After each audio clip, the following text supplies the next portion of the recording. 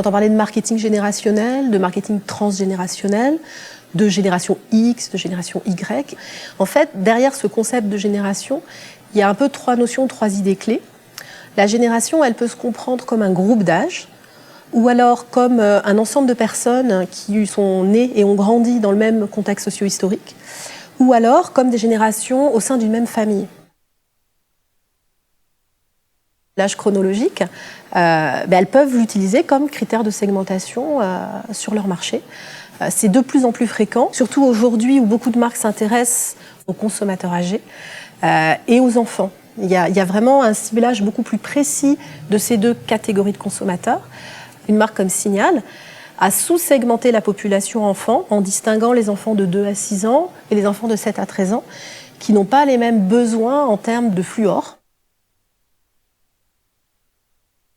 La génération, donc, comme cohorte, elle peut donner naissance au développement d'offres de services qui ciblent en fait un ensemble générationnel, donc des personnes qui ont les mêmes référents culturels.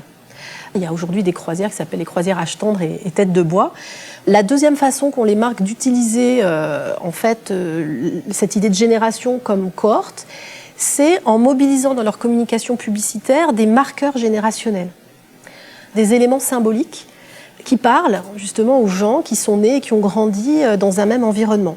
Par exemple, une marque comme Converse a fait très récemment une campagne mondiale pour jouer sur cette idée que les chaussures, c'est un peu has-been, que la génération actuelle, elle va porter les sneakers, donc les chaussures Converse, et elle a ancré en fait toute sa communication dans le street art, donc qui est un marqueur générationnel assez fort pour les jeunes d'aujourd'hui.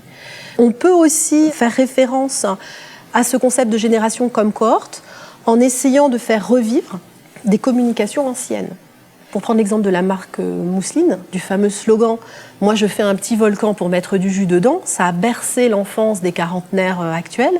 En 2010, la marque a décidé de ressortir cette campagne, bien sûr en la réactualisant, mais on a bien la même musique, on a bien le même univers. Ça peut susciter des connexions nostalgiques. Donc en faisant effectivement référence à ces campagnes historiques, on gagne en notoriété et on peut aussi gagner en attachement pour une marque.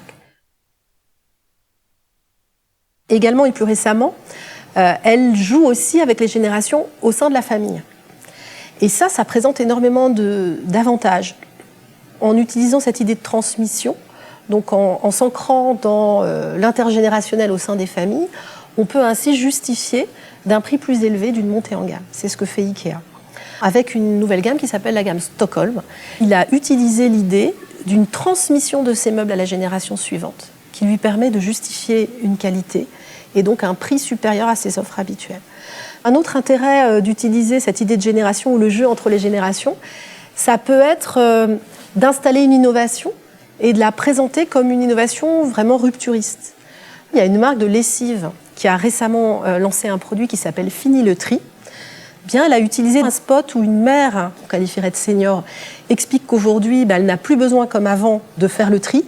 Donc on installe vraiment l'innovation comme quelque chose de complètement nouveau, puisque les générations précédentes en fait, n'avaient pas la possibilité de bénéficier de cet avantage-là.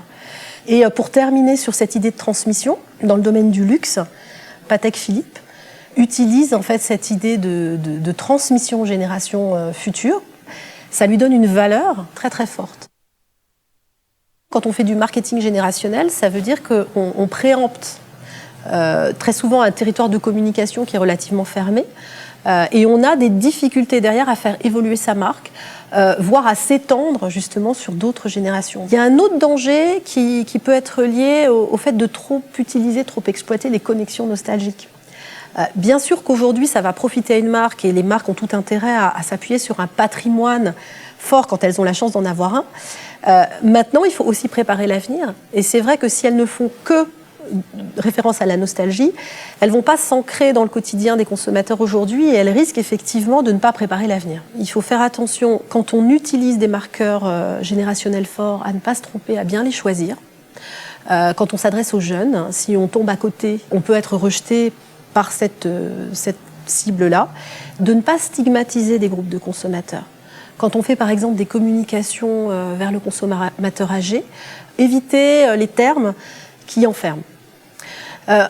Enfin, faire attention à la vision de la famille qu'on présente. Et là, c'est plus sur un plan de la responsabilité de la marque ou de questions éthiques.